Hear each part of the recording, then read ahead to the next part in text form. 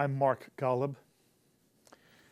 And of course, the news in America is being dominated by the horrific murders that have shaken our country. While Jews were celebrating Erev Shavuot this past Saturday evening, the start to the festival in which we relive receiving the Torah at Sinai in synagogues throughout the world, including Orlando, Florida, 50 people were being shot to death in cold blood, another 50 injured for no reason at all at an Orlando bar called Pulse. And I am so sorry. And I send my most profound condolences to the families of the victims, and the entire JBS staff joins me, as I'm sure all of you watching JBS right now do also. This is America's tragedy, and it simply takes one's breath away. By the way, it's obscene to compare tragedies. Tragedies like the one at Pulse, which takes the lives, inflicts the harshest, cruelest of pains, the searing sense of loss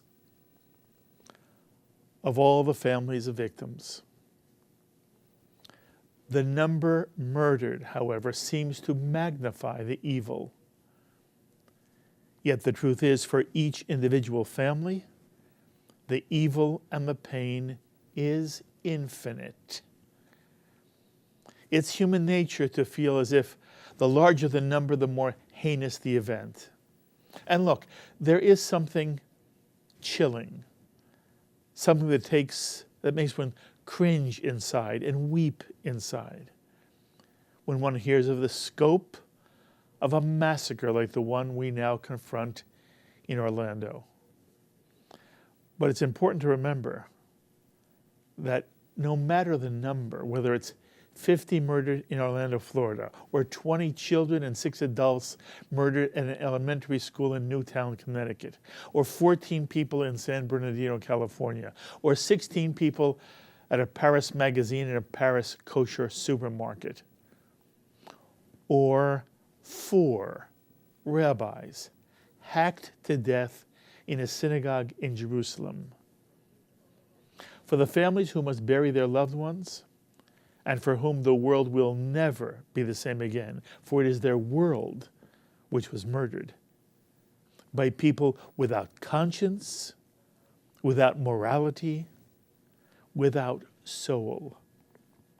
For them, the pain is endless, individually endless. And our Jewish tradition says it so simply and eloquently. One who saves a single soul is credited with having saved all humanity. And conversely, one who destroys a single soul is considered to have destroyed all humanity. It's all about people, one by one, and feeling their pain. And today there's a real sense that Americans everywhere feel the pain of the families who lost loved ones who were most precious to them in a senseless act of demonic proportion, which is, by the way, one subtext to this tragedy, that apparently the shooter was motivated out of some allegiance to ISIS. And this certainly seems to be an act of terrorism that connects the event to ISIS murders throughout the world, including the Palestinian jihad against Israelis. It is sadly, tragically, evident that we are in a war of civilizations. There's an extreme jihadist element in the world of Islam that is at war with Western values, is at war with America, and is at war with Israel. What America is experiencing today is what Israelis live with every day. And we should never be confused. The Palestinian refusal to share the land with the Jewish people is fueled by the same jihadist fervor that's driving ISIS and Al-Qaeda and Hamas and Hezbollah. And if you have the chance, be sure to watch Mossab Hassan Yosef, the Green Prince, on JBS. Mossab is the son of a Hamas leader who then went to work for the Mossad. And he pleads with Americans to see the truth behind the wing of Islam that is determined to destroy Western civilization. And he himself is a wake-up call that should be heard by Americans everywhere, including the halls of the White House and Congress. And Mossad airs on JBS this Wednesday at 7:35 p.m. And the second subtext to the tragedy relates to issues of gun control in the United States, and whether there's any reason in the world why Americans should be permitted to purchase assault rifles and other weapons that have no earthly purpose other than killing human beings. And it's not a Second Amendment issue. America has always restricted the kinds of weapons citizens are allowed to have and own.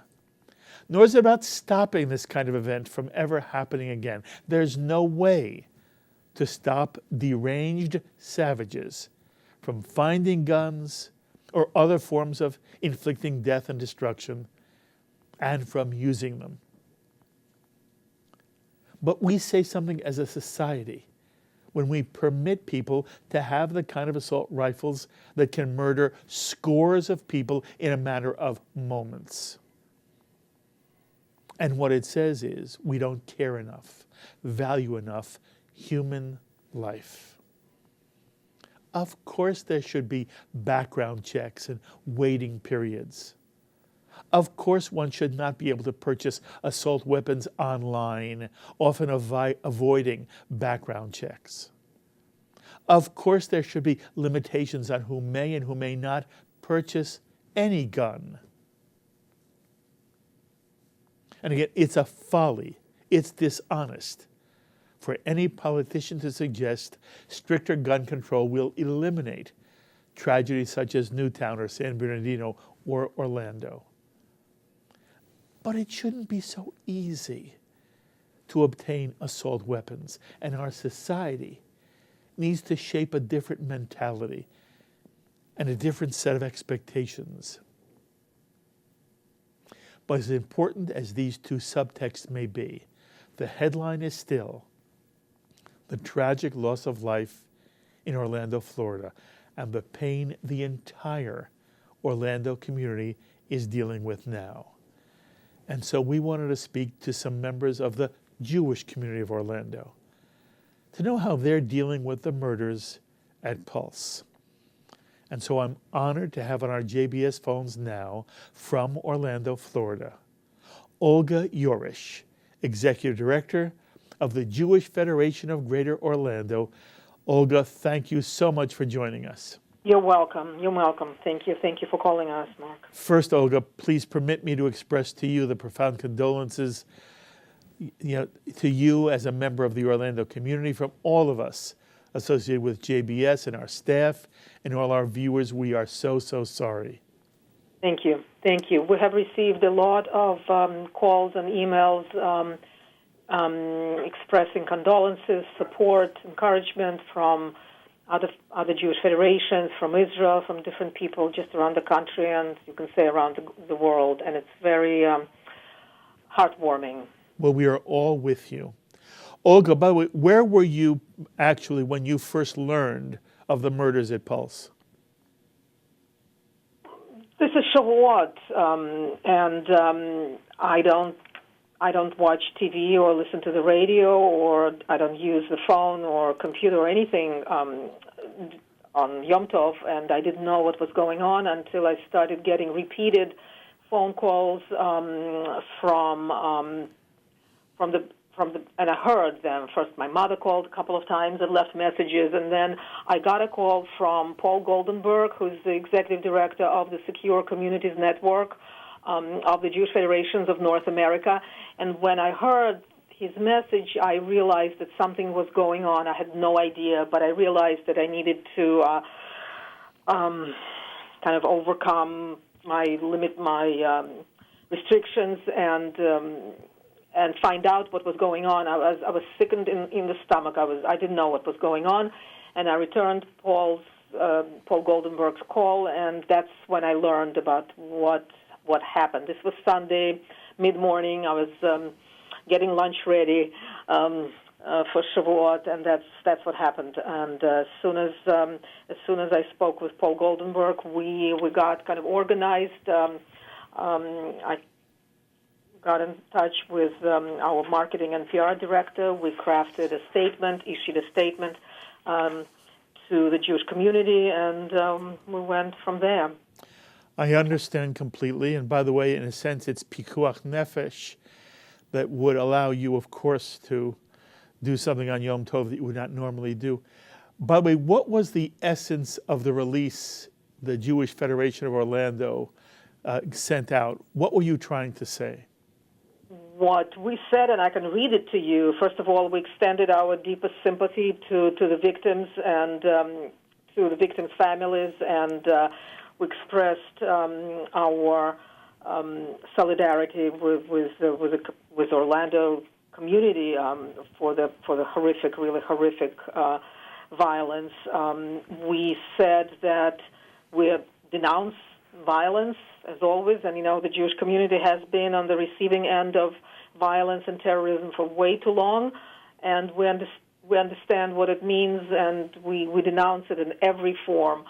We expressed our full confidence in law enforcement. I had been in touch with the local as well as state and federal law enforcement officials, and I wanted the community to know that we are well prepared and we are very conscious of all kinds of threats out there in the world, but we do everything to be safe, and our primary responsibility is to the people who come to our facilities, who come to the Jewish community campus up here in Maitland, the children in the preschool and the day school, everybody who comes to our events, that our primary responsibility is to their safety and security.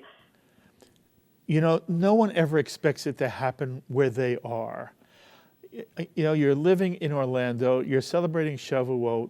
The last thing you ever think of is that there was going to be this kind of mass, senseless murder of Orlando residents in a bar one evening. It's just not something anybody thinks about, no matter where we are in the United States. After the fact, Olga, do you feel people in the Jewish community of Orlando are frightened? I'm looking for what the emotional response has been and what you believe it is. And one of the things I wanted to know was whether people now are, how did this happen? And it could happen to me. To what extent are people frightened, Olga? I don't think people are frightened. There are some concerns, perhaps, and we've heard from a few people asking us if we were canceling events. For example, we have an upcoming event for young people. It's our, we call it Torah on Tap, that happens in public places. And people were asking if we were canceling. We're absolutely not. We will not let terrorism ruin our lives and dictate us what to do or make us afraid or cower and stop doing what we're doing and enjoy life in beautiful Orlando, the wonderful city. But we have to be vigilant. As always, we have to be vigilant, and that's what the Jewish Federation is doing, helping other organizations, synagogues in this community to be more prepared, to be alert and vigilant. We're all kind of trying to understand what and how and happened and how we deal with it. There's tremendous outpouring of support, as I said, from all over the world, from other Jewish federations, from Israel, our Partnership Together community of Kiryat Motzkin. We received an email from them expressing solidarity. I just received an email from the Trauma Coalition in Israel. It's the people who know about terrorism and situations like this. So they sent us an email with support, and people are asking what to do, where to contribute. People want. In situations like this, I think people want to do something, and there's tremendous, I think, kind of charitable intent that people have, and we invite people to make contributions through this wonderful organization that's called, and they're on Equality Florida, and it's called the Pulse Victims Fund, and it's on GoFundMe. So if people would like to contribute, this is where we direct everybody to go. Well, something else that I wanted to mention is in the aftermath of the event, the Jewish Federations of North America, our umbrella organization, extended its helping hand immediately, and they have dispatched a senior security consultant to come, and as a matter of fact, he's on his way from the airport as we speak, and he will be with us for a couple of days, 2-3 days, consulting, kind of advising, helping us see what we need to do to be even more prepared and vigilant and ready. Olga, it's wonderful to speak with you. You're doing wonderful work. By the way, I have a very soft spot in my heart for the Jewish Federation of Greater Orlando. Many years ago, the Orlando Federation brought my radio program, when L'Chaim was just a radio program, to Orlando, and I was on in Orlando for many, many years. It is, obviously, we are so sorry for all the pain. You seem to be handling this as well as anybody could. I am honored to meet you, and I hope we have other opportunities, other occasions to speak in happier times. You be well. Thank you. Thank you very much. Thank you. Yeah, we should hear better news. Absolutely. Thank you. Chag Sameach. Olga Yorish, the Executive Director of the Jewish Federation of Greater Orlando. We also wanted to speak to a rabbi of the Orlando community to get a perspective of how the synagogue is responding to this tragedy. And I'm honored to have on our JBS phones from Orlando, Rabbi Rick Sherwin, Rabbi of the Conservative Synagogue in Orlando, Congregation Beth. Rick, thank you so much for joining us. Thank you for the call. Rick, when you first learned of the murders, what was your first thought? Like everyone else, stunned, goosebumps, confusion. Yep. I learned about it walking into the synagogue for Shavuot. Right. And certainly it took on a whole new meaning. Shavuot became a very important focus within the synagogue. And the discussions were more towards the priorities not of believing in revelation, but revelation calling upon us to accept responsibility. In other words, not so much to listen to the voice of God, but to act in a godly way, to extend ourselves. And this has been the focus not only of my synagogue, but of the community. There are side issues that people are discussing. They're discussing politics, they're discussing security, they're discussing... And I have to tell you, the synagogues have responded not to those issues, they have responded to the human issue. That's wonderful. There are people in pain. Yes. There are parents who are here to identify children they will never see again. The city has rallied. Yes, we will be concerned with the hard issues later, but right now it's the human factor. Yes. The city is amazing, just amazing at the support. You know, this is the city of Disney and Universal and SeaWorld and the bars and the nightlife. It's the happiest place on earth. Mm-hmm. So this has just come as a devastation. And yet, the response, and I will say religious response of acting in a godly way, has been so uplifting that we can hold each other up. We extend our hands we spoke about on Shavuot, God took us out of Egypt with an outstretched arm. Well, the godly thing to do is outstretch your arms to lend a hand. And that's what the city is doing. That's we lovely. know that in the, I'll just finish this thought. Sure. In the LGBT community, there are a number of Jews who, for whatever reasons, maybe preconceived notions, do not affiliate with synagogues and the formal Jewish organizations for whatever reason. So there are many unaffiliated, and yet we have reached into the community. We've gone to the counseling centers and have offered our services, not just to the Jewish population, but to anyone. That's lovely. They know that the Jewish presence is there. Mm-hmm. That's wonderful, Rick. I am both. You gave me chills. By the way, you've referenced already, Pulse is a gay bar, and there's a sense that the shooter chose a gay bar, I don't know, because ISIS and much of the Muslim world takes a very hard stand against the gay community. Now, I understand Congregation Beth was the first synagogue in Orlando to perform same-sex marriages. Is that correct? Yes. What is very interesting is long before there was a same-sex marriage, I did a same-sex divorce. All right. So, seriously, a couple had been married in New York, and these two women ended it, and they both came and said, "We need a get."